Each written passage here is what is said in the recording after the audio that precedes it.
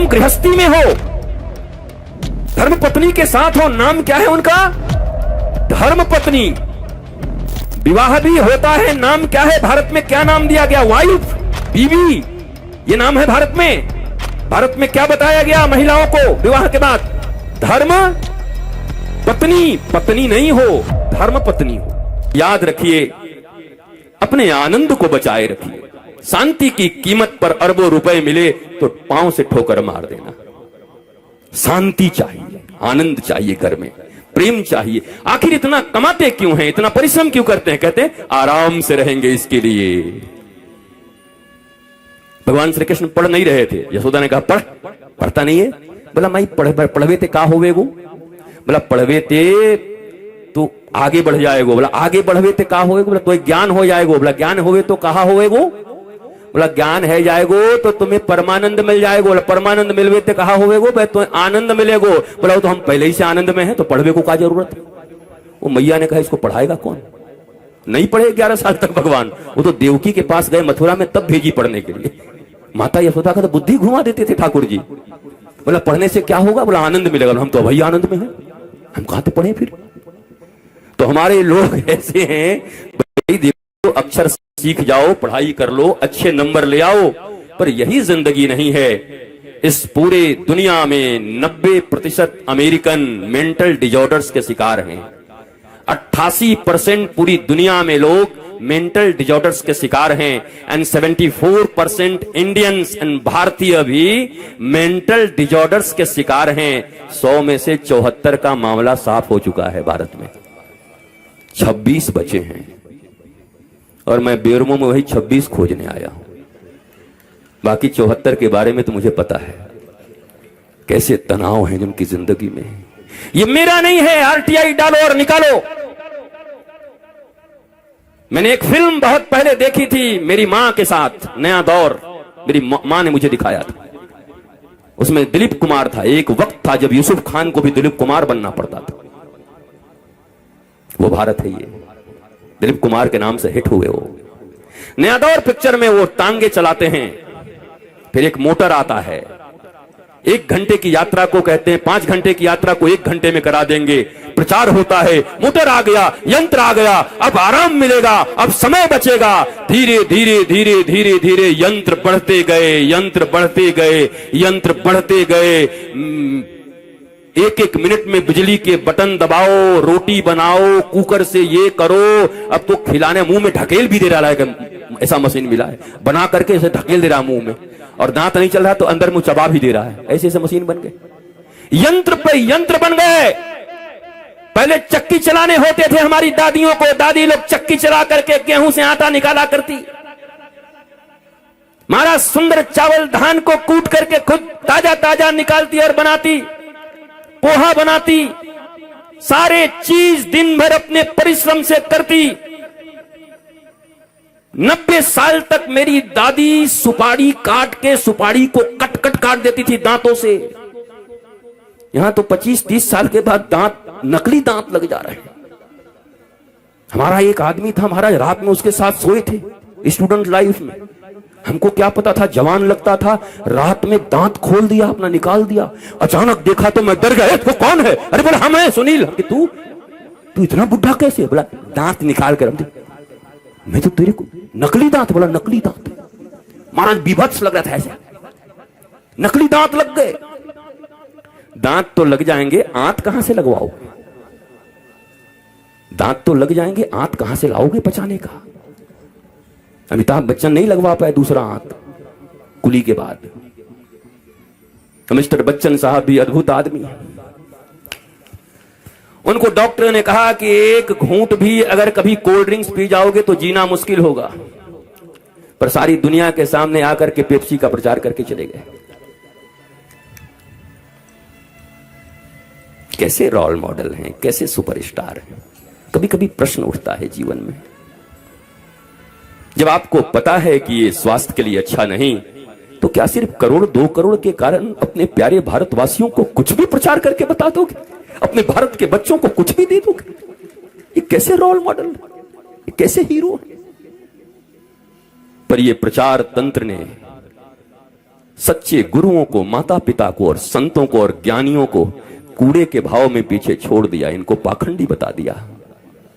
और ये जो कैमरे और लाइट पे चमक रहे हैं, जो प्रधानमंत्री का नाम पूछने के बाद पृथ्वीराज चौहान बता रहे हैं, आलिया भट्ट, वो हीरो हीरोइन है। पर वही अमिताभ बच्चन बेचारा अच्छा आदमी भी अच्छी बात कहता है, कभी कभी बड़ी ज्ञान की बात कहता है। अग्निपथ एक पिक्चर थी, उसमें कहता है, हे अन्ना, ये फोन भी अजीब चीज है, आदमी बोलता कुछ है। हाँ बेटा, बाबा ही हैं, तुम्हारे बाबा हैं, आओ इधर से, आओ आओ इधर आओ, भारत के सबसे श्रेष्ठ बाबा हैं, आओ इधर, तुमको पढ़ाऊंगा अभी पूरा बिठा के, आओ। मूर्ख यहां भी हैं दो चार हम सोचे बेरमो में नहीं है, हम मिल ही जाते हैं हर जगह, क्या करें महाराज, हर जगह। अच्छा, आज बाबा ने कीर्तन भी खूब किया उधर, कहां कीर्तन चल रही है? हाँ, खूब बढ़िया, बाबा ने जमा दिया है कि अच्छा उधर कथा चलेगा, इधर कीर्तन चलेगा।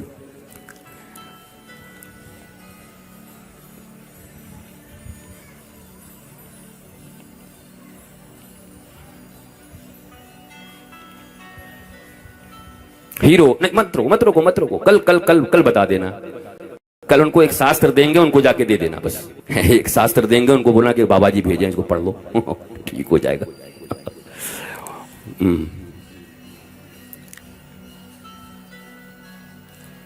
माता पिता को हीरो मानो, उनको अपना मानो। आज अच्छा नहीं लगता होगा, पर इतनी पक्की बात है कि बोरे में भरने से और सूटकेस में भरने से बच जाओगी मेरी बेटियों, अगर मम्मी पापा की हर बात मान के चलो, गुरु की बात मान के चलो, तो जीवन सुरक्षित रहेगा। उनसे अपना कौन होगा? आपको कभी कभी शंका हो जाता है कि मेरी मां मुझे प्यार नहीं करती, पिता नहीं करते। मेरे प्यारे बच्चों, आपको मैं बड़े प्यार से कहता हूं और पूर्ण विश्वास से कहता हूं, और इतने 51 साल के अनुभव और इतने शास्त्र पढ़ने और सारी दुनिया देखने के बाद बोलता हूं, और फिर गौरव से कहता हूं, दुनिया के सबसे बेस्ट फ्रेंड माता और पिता हैं। मम्मी पापा से बढ़िया मित्र कोई हो ही नहीं सकता। उनसे सब शेयर किया करो, सब और आप सब भी दिन रात डांटा मत करो, हड़काओगे तो फिर वो बोलेंगे नहीं। मित्र बन के रहा करो बच्चों के, उनको कह दो तो फेल भी हो जाए तो दौड़ के आना, तेरी मां का आंचल तेरे लिए सदा इंतजार करता रहता, फिर अगली बार पास कर जाएंगे, चिंता मत कर, आजा। डराओ मत बच्चों को अपना बनाओ। जब आप दोनों में एकता होगी, आप दोनों में अपनत्व होगा, तो बाहरियों की जरूरत नहीं पड़ेगी। और याद रखना, मंथरा को पहचानने का सबसे अच्छा उपाय है, जब तुम्हारे और तुम्हारे परिवार के विषय में कोई बाहरी व्यक्ति तुमको समझाने लगे, तो समझ लेना कि राम के घर में मंथरा का अवतार हो चुका है और अब इस घर में भी आग लगने वाला है। बिल्कुल मत सुनना, तुम और तुम्हारे घर में तुम्हारे परिवार काफी हैं अपनी समस्याओं को सुलझाने के लिए, पर कोई आकर उनसे भी अपना बनने लगे तो समझ लेना मामला खराब हो रहा है।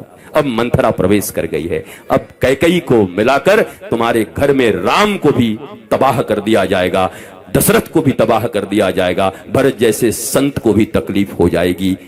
और मिला क्या बताओ, उस कैकेयी को मिला भी क्या बेचारी को? अपना बेटा ही मां कहने को राजी नहीं है। जिस बेटे के लिए की वो बेटा ही मां नहीं कहता। इसलिए मेरी मां, मेरे भाई बहन, आप सब भी अपने बच्चों का पालन ऐसे ही करो। रामचरितमानस का बस इतना ही अर्थ है। कथा मैं कह सकता हूं, सीरियल वाइज कह सकता हूं, एक एक सूत्र से। मैं कंब रामायण से कह दूं, रामचरितमानस से कह दूं, वाल्मीकि रामायण से कह दूं। वाल्मीकि रामायण मैंने कभी कहा है, कभी सुनना अगर तुम्हें उपलब्ध हो जाए, संपूर्ण वाल्मीकि रामायण सुनकर आश्चर्यचकित हो जाओगे। पर इन 3 दिनों में मुझे ऐसा लगता है कि रामायण के, महाभारत के, भागवत के, हनुमान चालीसा के, शास्त्रों के और इस संसार में के वर्तमान में चल रहे कुछ घटनाओं को लेकर के एक ऐसी कॉम्बो डिश बनाई जाए, जो डिश टेस्टी भी हो, रुचि भी जिसमें हो, और जो नीतिवान भी हो, जिसमें धर्म भी हो और उसको सुनने में भी रुचि आए। इसलिए मैंने एक डिश आपके लिए बनाया है और इसका नाम है त्रिदिवसीय राम विमर्श महोत्सव, जो सबके जीवन में आराम ले आएगा, आनंद ले आएगा, प्रेम ले आएगा, सबके घरों में शांति ले आएगी, बस इसका पालन करने से। मस्त रहिए, स्वस्थ रहिए, आनंदित रहिए। लोग हमको छोड़कर जाएं वो हम नहीं चाहते, तुम बैठे रहो और अब हम चलें, ये ज्यादा अच्छा है। ठीक है ना? प्यास लगी रहनी चाहिए। अब कल मैं आपके साथ और हूं। जितने कंफ्यूजन आपके बचे हैं कल कंक्लूड कर दूंगा। कल उपसंहार है। कथा के नियम के अनुसार विश्रामो दिवस में कथा श्रवण से उसका कंक्लूजन मिलता है। फल कल मिलेगा कि हाँ क्या मैंने कहा। मैं आप सबसे निवेदन करूंगा, बैठ जाइए, बस 5 मिनट आरती करके तब जाइएगा। हम सोचे अभी चले जाएं, अभी भी तुमको हड़बड़ी हो गई। कहां जाओगे? बेरमो में, बंबई है, सी बीच में जाओगे, जुहू बीच में।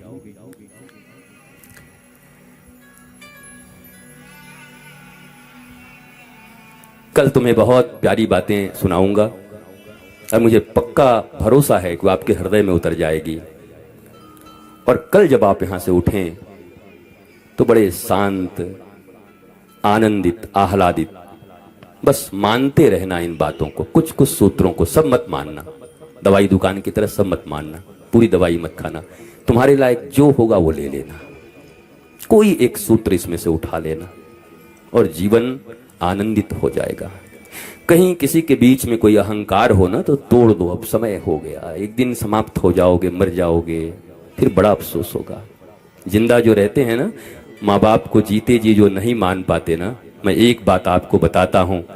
रामचरितमानस में अगर जामवंत जैसे बुजुर्ग घर में न रहते तो हनुमान जैसे बलवान भी कुछ नहीं कर पाते हो। तो जामवंत जैसे बुजुर्ग ने आशीर्वाद दिया, तब जाकर के हनुमान जी ने काम हो किया राम काज। इनकी छाया बरगद की छाया है मेरे प्यारे बच्चों।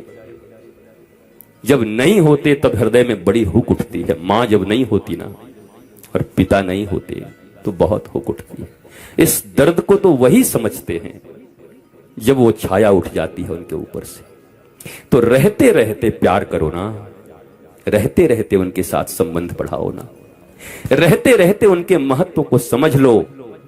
जितने जिनकी जिंदगी है उनको भी आनंद दो, और वो भी तो अपनी जिंदगी तुम्हारे लिए रखे। माता पिता वो सिर्फ तुम्हारे लिए जीते हैं, उनका कोई उद्देश्य नहीं होता माता पिता का, सिर्फ अपने बच्चों के लिए जीते हैं। मेरे प्यारे बच्चों, ऐसी भावना के साथ थोड़ा बहुत जो कंफ्यूजन आ गया हो, परिवारों में डिस्टेंस आ गई हो, फिर से एक कर लो। ये रामचरितमानस यही सिखाता है, एक एक रिश्ता यही सिखाता है। कैसा प्यार है भाइयों के बीच, कैसा प्यार है। श्रुतकीर्ति, मांडवी, सीता बहन भी हैं सब आपस में, और यहां जेठानी देवरानी भी हैं। रामचरितमानस में जानकी की चरित्र को सबने सुना, भगवान राम जी के चरित्र को। कल मैं आपको उर्मिला जी का थोड़ा चरित्र सुनाऊंगा, जो चीजें छिपी हुई हैं। श्रुतकीर्ति, मांडवी, शत्रुघ्न, इनके चरित्र बहुत नहीं कहे गए।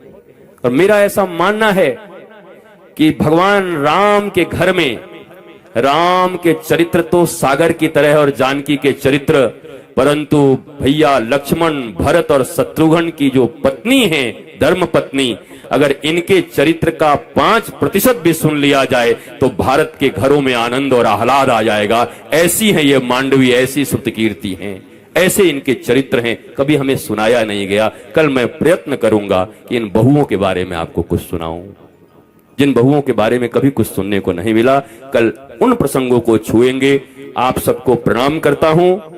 मस्त रहिए, स्वस्थ रहिए, आनंदित रहिए, प्रसन्न रहिए।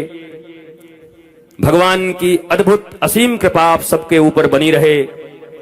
मेरे प्यारे बेरमो फूसरो वासियों, मैं कल ये बात कहने वाला था, परंतु आज दूसरे ही दिन आपने जिस धैर्य, जिस गंभीरता और जिस प्रेम का परिचय दिया है, बड़े बड़े भारत के नगरों में बड़ी बड़ी कथाएं करके आया हूं, पर वास्तव में सिर्फ 3 दिन के लिए यहां आकर आज दूसरे दिन ही आपको देखकर लग रहा है कि इतना धैर्य और इतनी गंभीरता और सहनशीलता और प्रेम के साथ कथा सुनने वाले भारतवर्ष में बहुत कम लोग हैं। बेरमो के लोगों को धन्यवाद देता हूं, आप बड़े सार्थक कथा श्रोता हो, और शायद इसी तरह दूध भी निकल रहे हैं, नहीं तो हम तो बैल बन जाने वाले थे, चुपचाप हो जाने वाले थे, पर आप ऐसे हो, इतना भाव माताओं के, भाइयों के सब पीछे तक आराम से खड़े हैं। कल आपको तृप्त करूंगा, वैसे तृप्त तो थोड़े बहुत हो ही रहे होगे, ऐसा नहीं कि नहीं हो रहे होगे। तो जो तृप्ति मिली है उस तृप्ति को अपनाइएगा, प्रसन्न रहिए, आनंदित रहिए, आह्लादित रहिए। चलते चलते एक सुंदर सा सामूहिक भजन कर लेते हैं। हमारे भजन तो जानते ही कैसे होते हैं।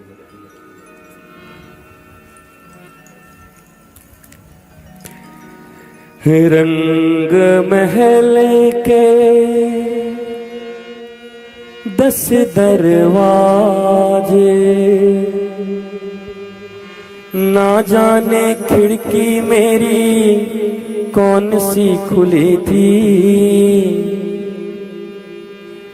मेरे गोविंद निकस गए मैं ना लड़ी थी। इसका मैं इस पर कथा कल करूंगा, इस गाने पर आज केवल सुन लो। ये तो तुम्हारे लिए गाना है, पर कल मैं इस पर तुम्हें धर्म के अनुसार कथा सुनाऊंगा। रंग महल के ये 10 दरवाजे, ये 10 इंद्रियां ही हमारे 10 दरवाजे हैं।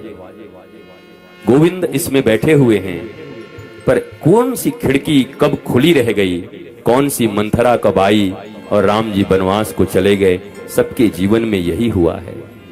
सीता रूपी शांति का हरण हो गया है और हर व्यक्ति उन्हीं भक्ति और शांति रूपी सीता की खोज में लगा हुआ है। ये सीता जी कोई और नहीं है, जानकी जी हमारे तुम्हारे भीतर की भक्ति और शांति है। रावण हरण करके ले गया है और ये खोज हनुमान जी कर रहे हैं सदगुरु के रूप में, और प्रभु की कृपा से फिर मां जानकी की वापसी होती है अयोध्या में। ये रामचरितमानस की कथा सीता हरण से शुरू होती है। भगवान राम सीता जी के सामने हैं, जानकी जी के लक्ष्मण जैसे देवर सामने हैं। लक्ष्मण जी को जीवाचार्य सदगुरु कहा जाता है, जीवाचार्य हैं वो, शास्त्रों में उनको सदगुरु कहा गया है। लेकिन जानकी जी क्या करती हैं, भगवान भी हैं, गुरु भी हैं, पर उनको पसंद आ जाता है गोल्ड, सोने का हिरन। राम सामने हैं, फिर भी सोने का हिरन चाहिए। प्रभु ने भी सोचा जानकी कभी मुझसे कुछ मांगी नहीं, आज तक कभी कुछ नहीं कहा। वनवास मुझे हुआ था, आ ये गई। अगर जीवन में कोई पहली इच्छा इन्होंने व्यक्त की है तो पूर्ण करना। मैं रघुवंशी हूं, मेरा धर्म है। और राम जी चले गए। क्या राम जी को यह पता नहीं कि सोने के हिरन नहीं हुआ करते? क्या जानकी माता को यह पता नहीं कि सोने के, ये तो 5वीं क्लास के बच्चे से सोने का हिरन होता है? हमको मूर्ख समझते हो, सोने का हिरन कैसे होगा? वो बच्चा भी बता देगा, ये तो जगदम्बा हैं, ये स्वयं साक्षात परमपिता परमेश्वर हैं। पर ये कथा सिर्फ ये बता रही है कि हमारे भी जीवन से कैसे जानकी का हरण होता है। जब सामने पड़े सच्चिदानंद घन परमानंद परमात्मा को छोड़कर धन की ओर दृष्टि जाती है, स्वर्ण की ओर दृष्टि जाती है। परमात्मा चले गए और उस धोखेबाज ने धोखा किया। हा राम, हा लक्ष्मण कह के चिल्लाया। माता जानकी ने लक्ष्मण को कहा, जाओ, लगता है रघुकुल शिरोमणि राम के ऊपर खतरा है, हमला हुआ है, जाओ उनको बचाओ। जीवाचार्य सदगुरु लक्ष्मण जी कहते हैं, वो संपूर्ण जगत के पालक हैं, परमात्मा है, उनके ऊपर क्या खतरा होगा? भाभी माँ आप बैठ जाइए, वो आ जाएंगे। परंतु लिखा है वाल्मीकि रामायण में, जानकी जी ने बड़े कुछ कठोर शब्द कह दिया। अच्छा, अब मुझे पता चला तू साथ साथ क्यों आया है, तेरी दृष्टि ठीक नहीं है। जानकी जी ने कुछ कठोर शब्द बोले। लक्ष्मण जी की आंखों से आंसू आ गए। पहले सोने के लिए, धन के लिए परमात्मा का त्याग किया। परमात्मा ने जीवाचार्य सदगुरु के रूप में लक्ष्मण को छोड़ा कि मुझे तो ये सोने के कारण भेज रहे है सोने के पीछे। हे सदगुरु जरा रक्षा करना इस शांति की और भक्ति की। परंतु जब उनको भी कठोर शब्दों से चले जाओ, तुम्हारे नियत को मैं पहचान रही हूं, जाओ जाकर के अपने भाई की रक्षा करो। लक्ष्मण जी रोते हुए गए, भाभी माँ आप ऐसा कैसे कह रही हो? ये देखो स्क्रिप्टेड है सब। इसके डायरेक्टर भी राम जी हैं, हीरो भी राम जी हैं, प्रोड्यूसर भी राम जी हैं, और सारे कलाकार को चुनने वाले भी राम जी हैं। और ये फिल्म इसलिए बनाया है कि हम लोगों को कुछ समझ आ जाए। फिर प्रश्न मत करना राम जी ने ऐसा क्यों किया।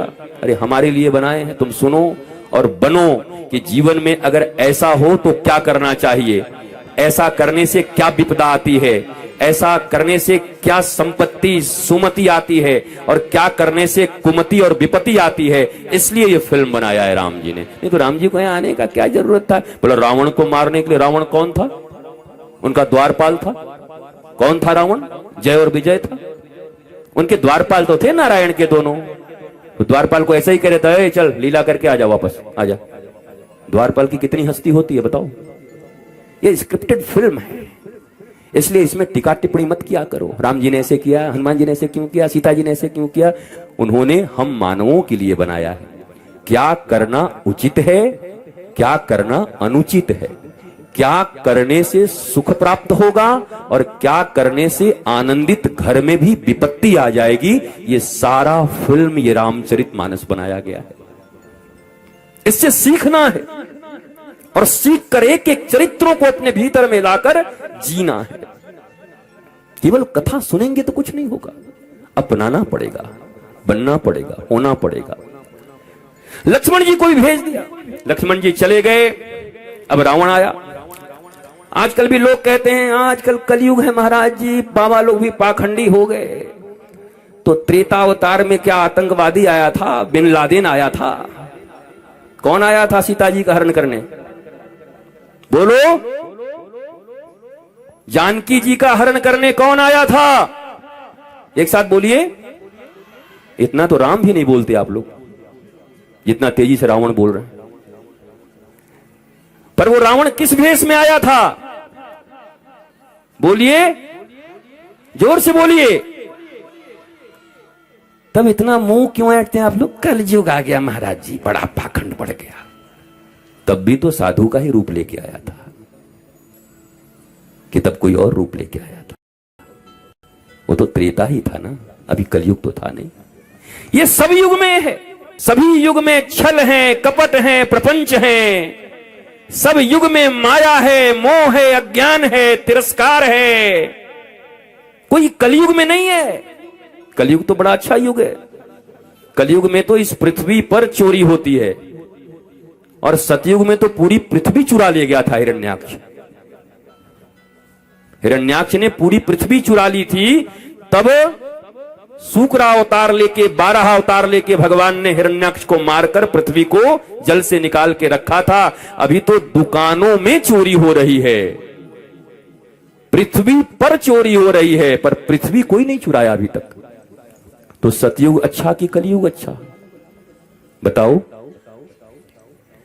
सबके पास बस दो ही बहाने होते हैं। जिनसे बात करो तो पहले कहेंगे, पहले सुनेंगे ऐसे नहीं, ऐसे ऐसे नहीं, ऐसे महाराज जी ऐसे ऐसे। फिर करेंगे कलयुग है महाराज जी। तो दिमाग क्यों चाटा आधे घंटे तक जब कलयुग जानता है? तो मत बात कर। फिर और ज्यादा फिर बकबक करेंगे, फिर कहेंगे ऐसे करो। हम लोग गृहस्थी है महाराज जी। तो गृहस्थी होना पाप है?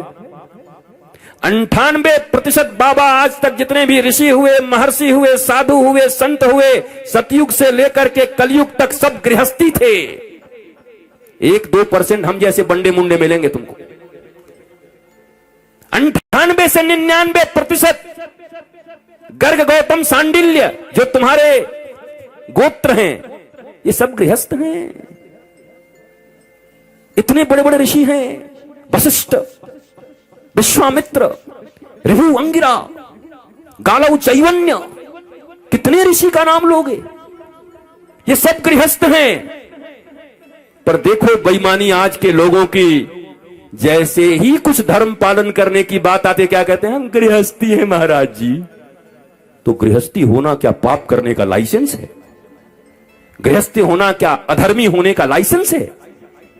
गृहस्थ और गृहांध कूपम में बड़ा अंतर होता है। हिरण्यकश्यप ने पूछा, बेटे प्रहलाद तो स्कूल से क्या पढ़ के आया है? कहा, महाराज पढ़े हो, हरि का भजन करो। बोला, अच्छे हम सदगृहस्थ हैं। बोला, तुम गृहस्थ नहीं, गृहांध कूप में डूबे हुए हो। गृहस्थ होना अलग है और गृहांध कूप में डूबना अलग है। गृह के अंधे कुएं में डूबना मत। गृहस्थ तो बड़ा अच्छा शब्द है, गृह में स्थित होना। हमारा गृह कौन है? घर कौन है? असली घर कौन है? असली मकान कौन है? असली स्थान कौन है? यहां जहां जमीन लिए हो, यहां 70 साल तक रहोगे, बाकी समय कहां रहोगे? तो असली घर कौन सा है? तो वो गृहस्थ। ब्रह्मचारी कौन है? गृहस्थ होते हुए भी जिसका मन सदा ब्रह्म में, सत्य में, ज्ञान में, प्रेम में विचरण करते रहता है, उसको ब्रह्मचारी कहते हैं शास्त्र के अनुरूप। वो हम लोग तो ये मान लिए जो बंडा मुंडा होगा वही ब्रह्मचारी होगा। ऐसा नहीं होता। तुम गृहस्थी में हो, धर्म पत्नी के साथ हो, नाम क्या है उनका? धर्म पत्नी। विवाह भी होता है, नाम क्या है? भारत में क्या नाम दिया गया? वाइफ, बीवी, ये नाम है भारत में। भारत में क्या बताया गया महिलाओं को विवाह के बाद? धर्म पत्नी। पत्नी नहीं हो, धर्म पत्नी हो। धर्म पत्नी का अर्थ होता है जो स्वयं को और अपने पति को और अपने घर को धर्म से पतित नहीं होने देता, उसका नाम है धर्म पत्नी। जो अपने पति को कभी पतित ना होने दे, धर्म के मार्ग पर चला दे, उसको धर्म पत्नी कहते। वाइफ नहीं हो तुम। Wife is the knife of life. वो नहीं हो तुम धर्म पत्नी हो। कभी पतित मत होने देना अपने पति का। और पति का अर्थ होता है पाति इति पति। अपने पत्नी के समस्त चीजों की रक्षा करते हुए उनके भीतर भी धर्म की स्थापना करें, उनका भी पतन न होने दें, सब तरह से उनको संतुष्ट रखते हुए धर्म मार्ग पर चलने की प्रेरणा दें, उनको पति कहते हैं। ये पति और पत्नी का परिभाषा है भारत में। यहां हस्बैंड और वाइफ नहीं है, यहां मियां और बीबी नहीं है, यहां है धर्म पत्नी और पति स्वामी। यहां नारायण और लक्ष्मी के रूप हैं वर और कन्या। यहां विवाह कोई इवेंट नहीं है, यहां विवाह एक यज्ञ है। यहां विवाह 16 संस्कारों में एक सबसे श्रेष्ठ संस्कार है हमारे धर्म में। यह अनुबंध एग्रीमेंट नहीं है। बाकी कई मतों में यह अनुबंध है, एग्रीमेंट है, पर हमारे यहां जन्मों जन्म का साथ है, जन्मों जन्म का बंधन है। हमारे वृंदावन में एक विवाह हो रहा था, तो जैसे ही गांठ बांध करके और पंडित जी ने कहा कि अब वचन दीजिए कि अगले 7 जन्मों तक आप दोनों पति पत्नी रहेंगे, वैसे ही पति ने गांठ खोल दिया, कहा कि महाराज हमसे नहीं होगा। अरे बोला कैसे, क्यों किया? बोला महाराज अभी अगर आशीर्वाद ही देना है पंडित जी तो ऐसा आशीर्वाद दो 7 जन्म का नहीं, इसी जन्म में हम दोनों ऐसे पति पत्नी हो कि ये राधा रानी की दासी हो जाए और मैं श्री कृष्ण का दास हो जाऊं, तो हमारा यही जीवन अंतिम जीवन हो और हम धन्य हो जाएं। ये 7 जन्म का चक्कर क्यों पड़ाते हो? वृंदावन में पंडित जी भी ऐसे देखने लगे, बाबा पक्का पक्के बढ़िया है तो दोनों पति पत्नी है, क्या करोगे 7 जन्म तक बन करके? एक ही जन्म में इतना किचकिच है, 7 जन्म तक कैसे रहोगे? तो एक जन्म में ही इतनी भक्ति कर लो, इतना प्रेम कर लो राधा रानी को, श्री कृष्ण को, सत्य को, प्रेम को, आनंद से जियो, आह्लाद से जियो। फिर देखेंगे, आना होगा, उनकी मर्जी होगी, भेजेंगे तो फिर साथ में आ जाना, कह देना ठाकुर जी हम दोनों यही रहेंगे, हमको पक्का विश्वास है, बदल जरूर लेंगे सब। बोला सबसे कराना, इसके साथ मत भेजना, पिछली बार जीवन नरक कर दिया था हमारा। तो हमारे यहां सब कुछ संस्कार हैं, धर्म है, पर धीरे धीरे भारतीय फिल्मों और सीरियलों के चक्कर में इवेंट बनाते जा रहे हैं। शादी इवेंट, कथा इवेंट, मुंडन इवेंट, सब इवेंट हो गए। इवेंट मैनेजर को दे दे रहे हैं, इवेंट हो रहा है, जबकि हर कुछ एक संस्कार था, धार्मिक प्रक्रिया थी, सात्विक ढंग से ऋषियों की उपस्थिति में, वेदज्ञों की उपस्थिति में, सन्मार्गियों की उपस्थिति में होने वाले संस्कार का नाम था, धर्म था। पर हमने सबको इवेंट बना दिया, पैसे का खेल बना दिया, चारों तरफ पैसे की बस लूट। जो जिनके पास ज्यादा पैसे नहीं उनको लोभ दिया जाता है कि ऐसी बेटी की शादी करके दिखा। क्या करोगे ऐसे शादी करके? अरे विद्वता के साथ जहां विप्रजन खड़े हों, ज्ञानी जन खड़े हों, सुधी जन खड़े हों, वहां अपनी कन्या का दान हो, वहां पर श्रेष्ठ वर के हाथों में उनका पाणी ग्रहण संस्कार हो, जहां धर्म के पद को गाए जा रहे हों, जहां देवताओं को आहुतियां दी जा रही हों, जहां सतमार्ग पर चलने का उनको प्रवचन दिया जा रहा हो, ऐसे माहौल में विवाह होना चाहिए। पार्टी वोटी कर लेना एक दिन, गजेड़ियों भंगेड़ियों और शराबियों के लिए एक दिन कर लेना अलग से, उनके लिए बुक कर देना 5 स्टार, वहीं खाएं पिए वहीं मरे मराएं। लेकिन विवाह संस्कार को एकदम पवित्र रखना, धार्मिक रूप से पवित्रता के साथ गोबर से लिपाई करके और सुंदर आंगन में विवाह हो, जहां देवता उपस्थित हो, भगवान का आशीर्वाद उपस्थित हो। देखो मां, अगर इस दिखावे में पड़ जाओगे ना तो तुम्हारे संतानों की जिंदगी बर्बाद हो जाएगी। देवता का अपमान करके, गुरुओं का अपमान करके, सत्पुरुषों का अपमान करके, मंत्र का अपमान करके, धर्म का अपमान करके, अगर इन 2 कौड़ी के पैसों के बल पर तुम बड़ा बनना चाहते हो इस समाज में, तो याद रखना तुम्हारे बच्चे बच्ची जिनके विवाह कर रहे हो उनके जीवन में कभी शांति नहीं हो सकती। ये देवता की उपस्थिति में हो, ये पवित्रता में हो, ये शांति में हो। करोगे? नहीं करोगे। जब तुम्हारी भी बारी आएगी, विवाह रोज रोज थोड़ी होता है महाराज जी, एक बार धूम धड़ाका से हो ही जाए। धूम धड़ाका करो पर अगले दिन करो। मैं कह तो दिया, सब अलाउड कर दो, इतना खाएं पिए कि खत्म हो जाए 2-4 वहीं पर, कोई दिक्कत नहीं। लेकिन विवाह ऐसी जगह करो जहां पर मंत्रों का उच्चारण हो, जहां पवित्रता हो, जहां शांति हो। ऐसे हाथ जोड़िए, आंखें बंद करिए। अब प्यार से मैं जो बोलता हूं बोलिए, उसके बाद प्रस्थान।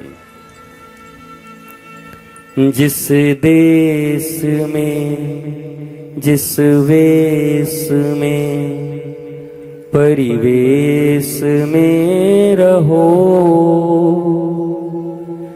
राधा रमण, राधा रमण, राधा रमण कहो। जिस देश में, जिस वेश में, सब बोलिए, परिवेश में रहो, राधा रमण, राधा रमण, राधा रमण कहो। जिस नाम में, जिस काम में, जिस धाम में रहो, राधा रमण, राधा रमण, राधा रमण कहो। जिस योग में, जिस भोग में, जिस रोग में रहो, राधा रमण, राधा रमण, राधा रमण कहो। राधा रमण, राधा रमण, राधा रमण कहो। सीता रमण, सीता रमण, सीता रमण कहो। सीता रमण, सीता रमण, सीता रमण कहो।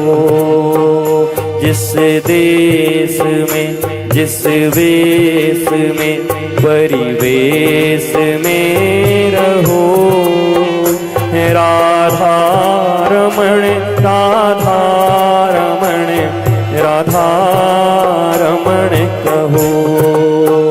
राधा रमण, राधा रमण, राधा रमण कहो। राधा रमण, राधा रमण, राधा रमण कहो। सीता रमण, सीता रमण, सीता रमण कहो। सीता रमण, सीता रमण, सीता रमण कहो। सीता रमण, सीता रमण, सीता रमण कहो। सीता